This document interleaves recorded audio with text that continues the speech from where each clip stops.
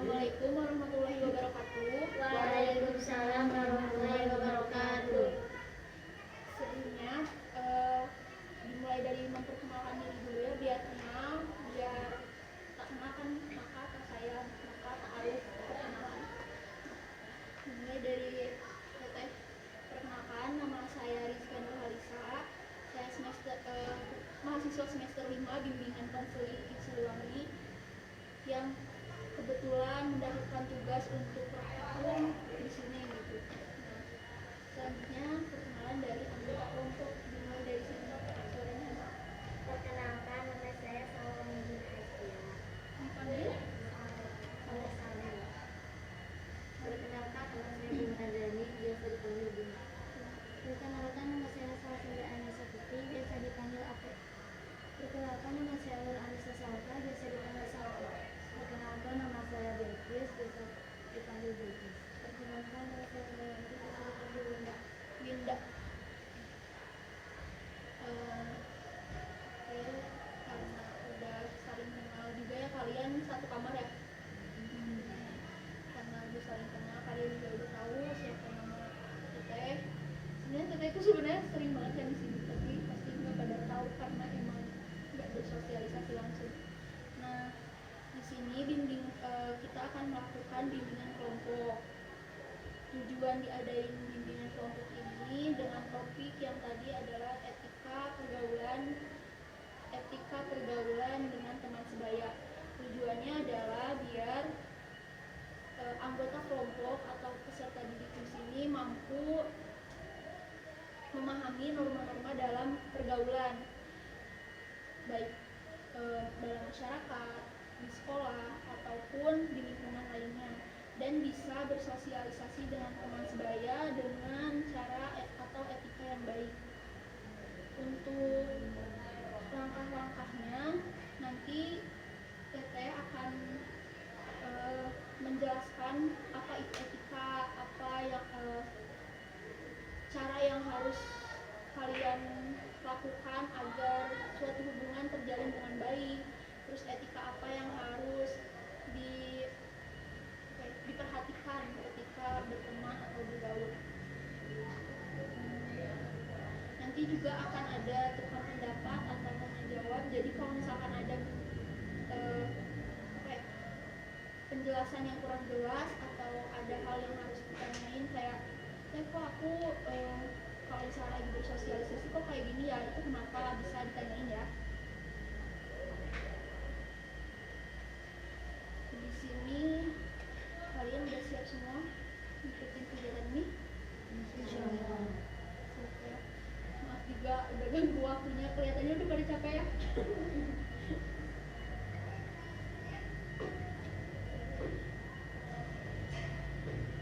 Kita mulai masuk ke materi. Nah, materinya itu tadi udah dibilang tentang etika. Ada yang tahu etika itu apa?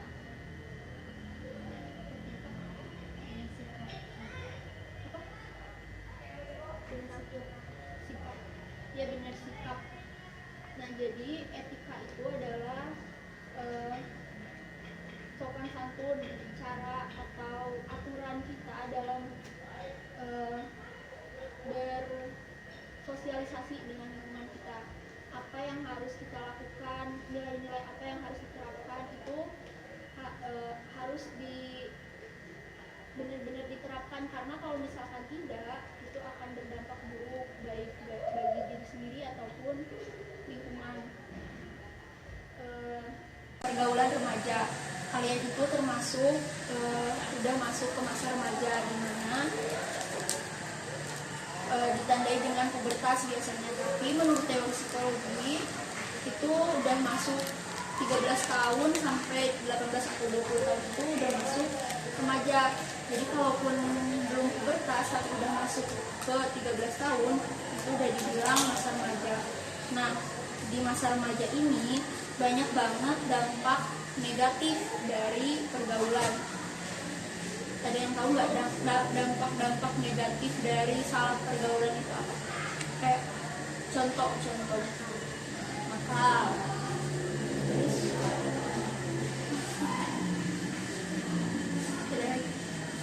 Gak apa-apa, jangan malu-malu.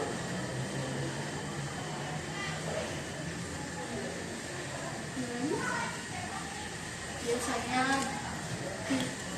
tindakan yang tidak sesuai moral, mencuri, terus ada lagi pacaran bebas, terus biasanya gaul sama orang-orang clubbing, tahu clubbing? Terus narkotika, itu kan termasuk salah pergaulan ya. Nah, makanya etika dalam pergaulan itu sangat diperlukan, terutama di masa-masa remaja.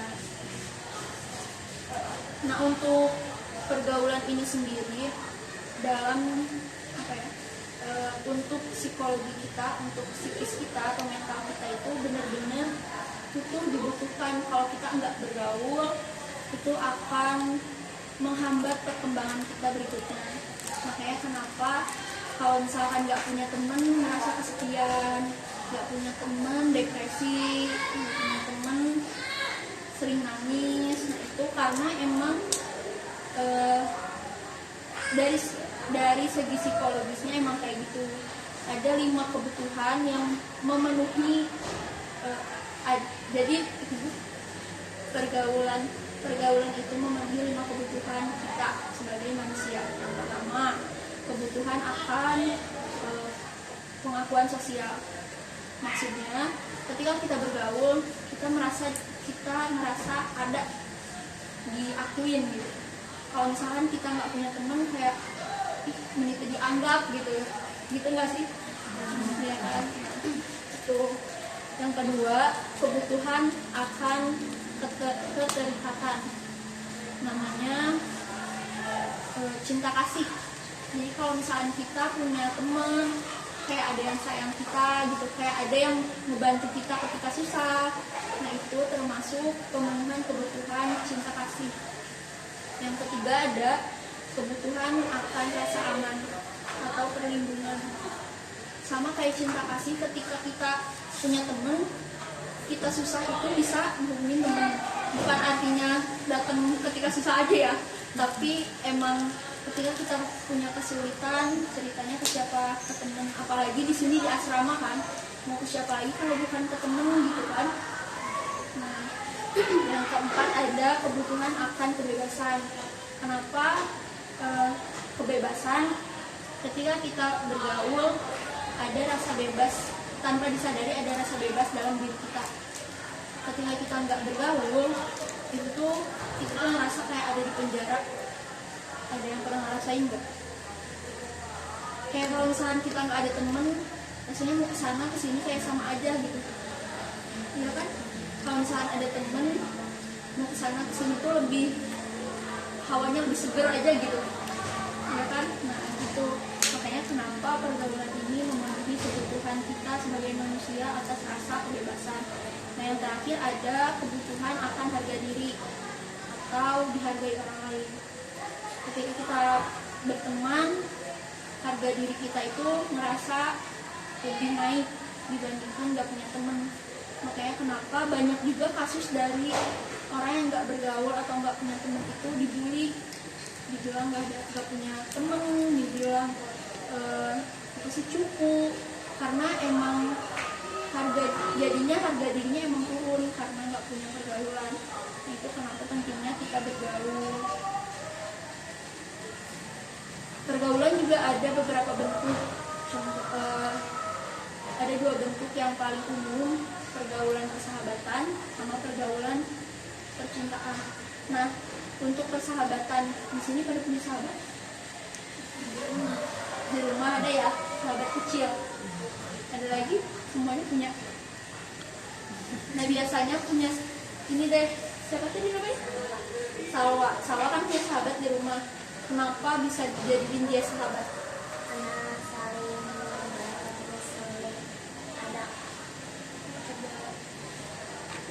Ada lagi yang punya sahabat, dan kenapa kalian jadiin itu sahabat? Coba ini deh.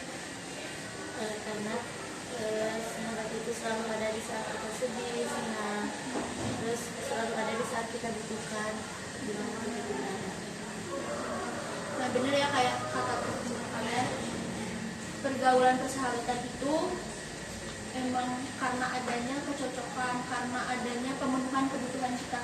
Ketika kita butuh, dia selalu ada. Terus ketika dia cerita, kita cerita, dia cerita, merasa udah cocok gitu, udah aman gitu, kayak nggak akan dikasih tahu siapa-siapa.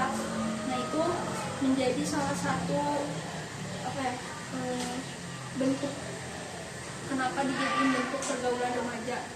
Dan persahabatan ini biasanya bentuknya positif, makanya untuk pergaulan persahabatan ini lebih banyak digunakan gitu, dan lebih banyak dikenalin di sekolah-sekolah juga, terutama di BK ya, untuk BK sendiri. Nah, untuk yang kedua, pergaulan percintaan. Mungkin kalian masih baru-baru ya dalam hal percintaan, karena kan baru puber juga. Terus 13-14 tahun masih masih bawah gitu. Atas-atasnya itu lebih banyak lagi pengalamannya. Tapi Tete yakin gitu kalian sendiri udah ngerasain ketertarikan sama lawan jenis. Terus lu lihat si A ini ganteng ya gitu, dikeceng gitu kan. Tapi udah ada kan ya, karena udah puber juga, dan emang tugas perkembangan itu salah satu tugas perkembangan kalian. Kalau kalian nggak ngerasain itu jadi tanda tanya besar, dan harus segera diobati, harus segera ditanya. Nah sih, makanya kalau ada teman-teman kalian nggak ngerasa ada rasa suka sama lawan jenis umuran kalian, itu harus ditanyain, kamu sehat gitu. Karena emang tugas perkembangannya itu di situ, dan harus dipenuhi. Nah, yang kedua, sampai sini ada pertanyaan? Ada pertanyaan enggak? Enggak? Masih ya? Selanjutnya ada cara untuk membina persahabatan.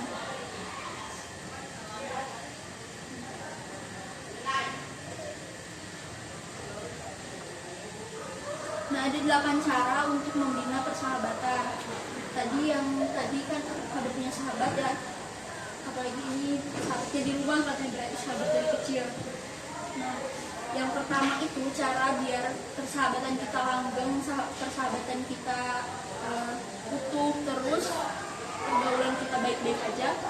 Yang pertama itu ada menghargai, belajar menghargai. Kenapa belajar menghargai? Sekecil apapun derajat seseorang gitu di mata manusia lagi, pasti pengen dihargai, bener gak? Nah, karena emang pada dasarnya semua orang di muka bumi ini pengen banget dihargai sesuai proporsionalnya, jadi sesuai kadarnya. Kayak petani pengen dihargai karena mereka udah menghasilkan makanan buat kita semua gitu. Terus guru pengen dihargai karena sudah memberikan hak kewajibannya gitu kan. Begitupun kalian sama temen, aku juga pengen dihargain karena aku selalu ada buat dia gitu kan. Nah kayak gitu. Belajar untuk menghargai dari hal-hal kecil itu perlu, karena yaitu semakin kita menghargai orang lain, maka kita juga akan dihargai juga. Contoh kecilnya sering-sering berterima kasih atas bantuan orang lain, terus mengucap tolong atau maaf, itu juga termasuk penghargaan. Yang kedua, menghormati. Di Indonesia ini sopan santun itu kayaknya udah diterapin di tiap sekolah, betapa pentingnya menghormati dan menghargai orang lain, adanya peraturan MAS itu.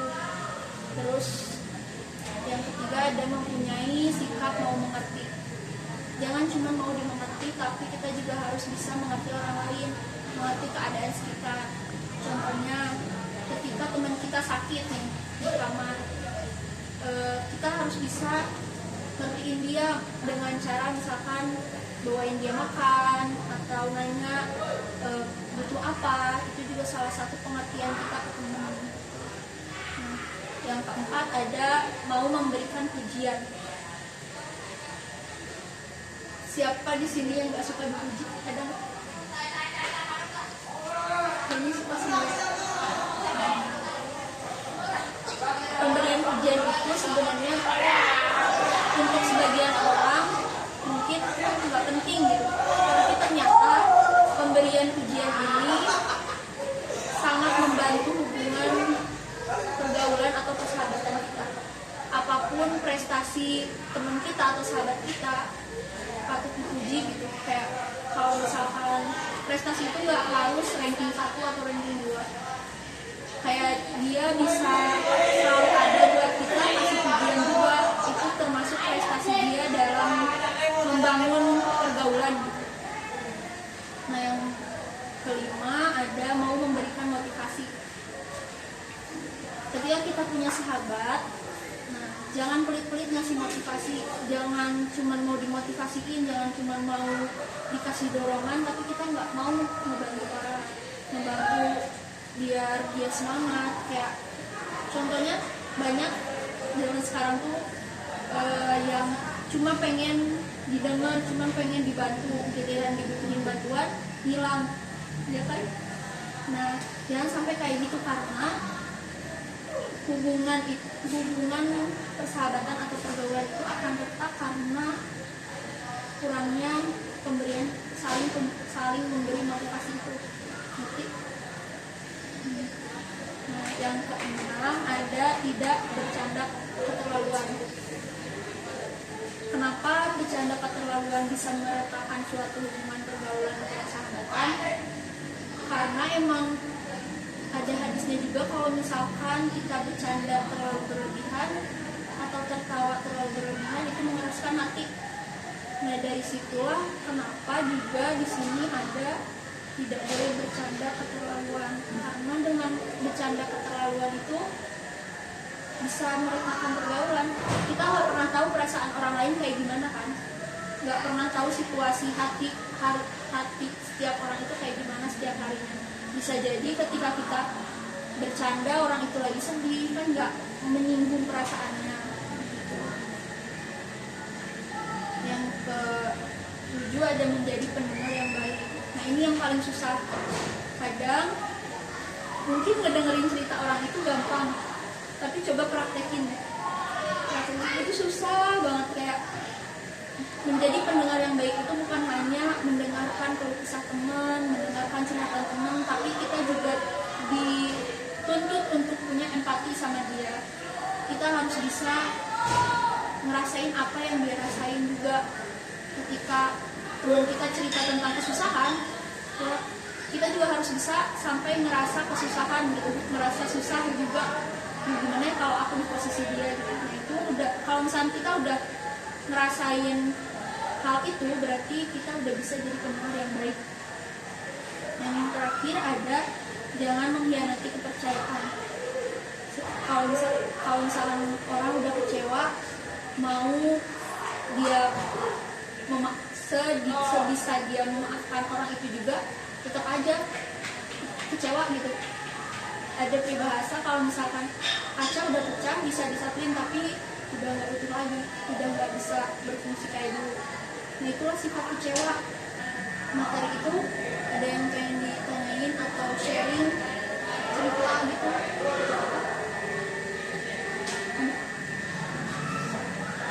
Enggak?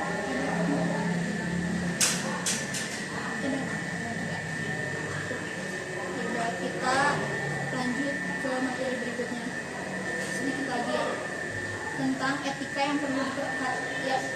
yang perlu diperhatikan dalam pergaulan. Yang pertama, salah satu etika yang paling penting itu di nomor pertama, milih teman. Kata orang katanya jangan milih-milih teman, tapi itu tuh salah. Kita tuh harus benar-benar pintar milih teman, milih sahabat, milih lingkungan gaul. Intinya harus bergaul dengan orang-orang yang berakhlak baik. Ketika kita beragama Muslim, Islam, cobalah dahulukan dulu cari sahabat yang Islam juga. Karena kalau misalkan berbeda agama nggak apa-apa, karena adanya sifat toleransi, terus hak mereka juga mau megang agama apa. Tapi adanya etika ini, pilih teman yang berakhlak baik, itu salah satunya yang agamanya dulu, lihat agamanya dulu. Nah bertemanlah dengan yang memiliki semangat belajar yang tinggi. Ketika kita mau jadi orang yang lebih baik atau orang yang sama-sama pengen punya pergaulan yang baik, yang positif, itu cari teman yang punya semangat belajar tinggi. Belajar itu bukan hanya pelajaran atau apa, hobi pun itu belajar. Yang ketiga, kembangkan sikap saling membantu dan memberi saran dalam kelompok.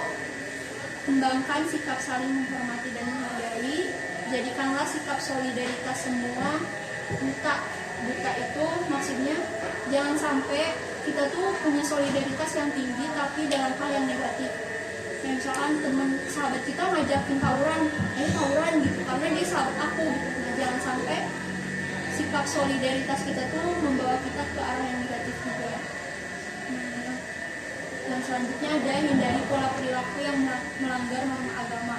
Sebagai muslim banyak banget dari bangun tidur sampai tidur lagi kan banyak aturan-aturan yang udah ditulisin di Al-Quran, hadis. Nah itu coba diterapin dan carilah teman yang selalu bisa mengerti kita. Yang terakhir, jadikanlah suatu pergaulan atau kelompok sebagai wahana untuk belajar bersama.